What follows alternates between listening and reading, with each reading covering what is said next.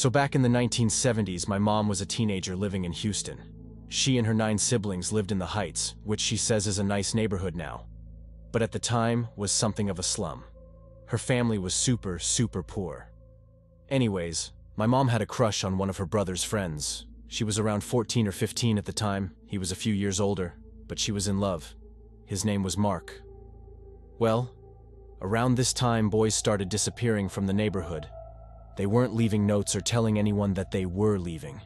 The families were calling the police, but the police weren't doing anything about it. They decided that the boys had run away and never really looked into it further.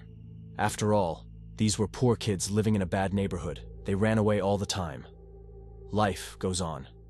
One day, Mark disappears too. Meanwhile, my mom's younger brother is hitching a ride out to the beach to go fishing. He did this on a regular basis and would bum a ride from anyone. On the way to the beach, the guy driving the car stops to fill up the gas tank. The guy working at the gas station, Mom says they called him Weird Larry, sees my uncle and asks who he's with. My uncle replies that he doesn't actually know the guy. Larry won't let my uncle go any further and makes him get out of the car. The driver goes on without him. Now then, 3 years have passed since boys started disappearing, and they finally find out what happened. A man had been paying 2 boys to lure teenage boys to his house, where he drugged them, strapped them to a wooden board, tortured them, raped them, and killed them. There were at least 28 victims, and Mark Scott was one of them. The only reason they found out was because the 2 teenagers murdered the serial killer, then told the police about all of the murders and led them to some of the bodies. And guess who picked up my uncle that day he was going fishing?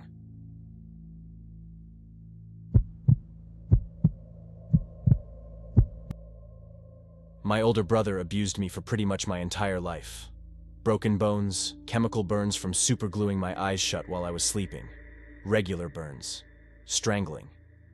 The one instance that sticks out to me the most is when we were roughly 13 and 15. He was pissed because I was watching a show and didn't want to give up the TV for him.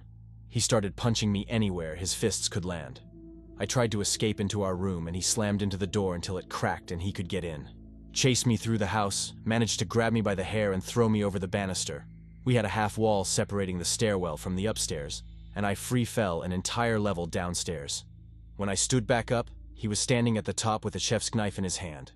At that point, I freaked out and tried to escape through the French doors in my sister's room, but he made it outside just as I opened the door. So I ran back upstairs with him right behind me, made it to the kitchen. We had one of those counters that wrap around and then stick out in one spot, like an attached island. That was separating us while I tried to call my mom, but he sliced the cord. I threw the receiver at his face as hard as I could and ran past him while he was holding his head. I made it down the street before I noticed he wasn't following me anymore. When I threw the phone, I shattered his front teeth, and apparently shit's excruciating when your nerves are dangling and exposed.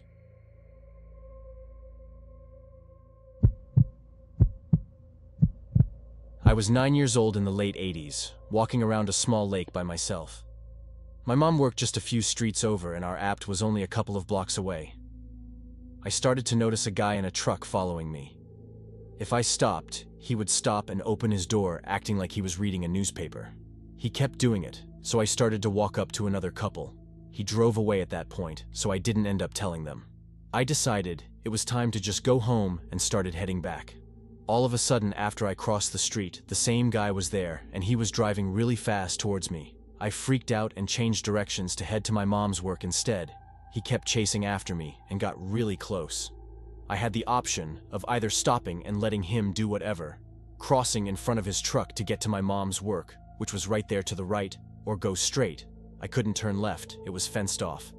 He was literally driving right at me. I was running on the left side of the street, where there was just dirt, so he was not at all on his side of the road.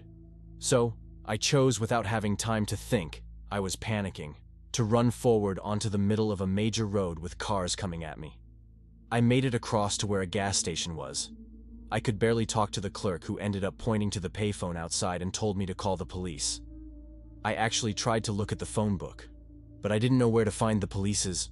I tried to call my mom at work since I had her memorized, but the payphone wanted money. Yeah, I didn't know what 911 was, I guess. This is where I just sort of lost it and started crying like crazy. I couldn't see the guy anywhere. but I was terrified that he was going to come back and upset because the payphone kept wanting money. Anyway, eventually, I went back across the street and ran into my mom's office. I kept trying to tell her what had happened, but her boss was there and I wasn't supposed to be, so she was very angry with me and wouldn't let me tell her.